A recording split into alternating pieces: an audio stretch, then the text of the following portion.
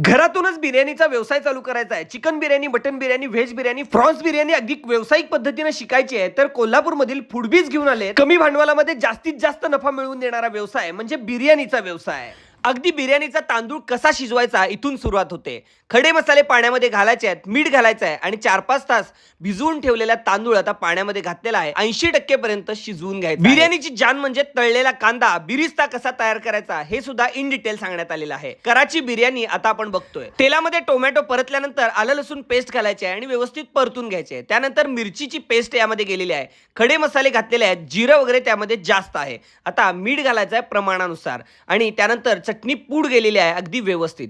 त्यानंतर याच्यामध्ये जर्दाळू घातलेले आहेत आणि पाणी घातलेलं आहे. त्यामध्ये आता चिकन टाकायचं आहे शिजवण्यासाठी. हे व्यवस्थित शिजवून घ्यायचं आहे आणि त्यामध्ये आता दही घालायचं आहे. आता यामध्ये घातले जात आहेत बटाटे. ही आहे स्पेशल कराची बिर्याणी. याचबरोबर चिकन बिर्याणी, मटन बिर्याणी, अगदी बेसिक बिर्याणी सुद्धा यामध्ये शिकवलेले आहेत. यामध्ये आता बिर्याणी मसाला गेलेला आहे.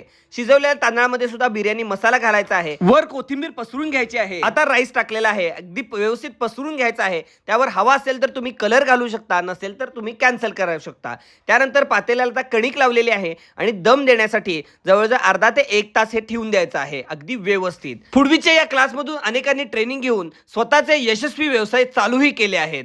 तुम्ही बिझनेसमॅन बनू शकता कमी खर्चात आणि कमी भांडवलामध्ये. शिका सगळ्या बिर्याणी. ते आता कसं वाटतं की सोपं वाटायला लागलं. एवढ्या सुटसुटीत पद्धतीने त्यांनी सगळं शिकवलं. आम्हाला फक्त वर्बली नाही तर प्रॅक्टिकली पण आम्हाला तिथे शिकवलं. आणि इथली ट्रेनिंग देण्याची पद्धत खूपच चांगली आहे. सुटसुटीतपणा खूप चांगला आहे. आमचे शेफ जे आहेत अजिंक्य यांनी आम्हाला खूप छोट्या छोट्या टिप्सद्वारे सगळ्या रेसिपी व्यवस्थित समजावून सांगितल्या. की आता मला कॉन्फिडन्स आला आहे की मी 100% स्वतः करू शकते.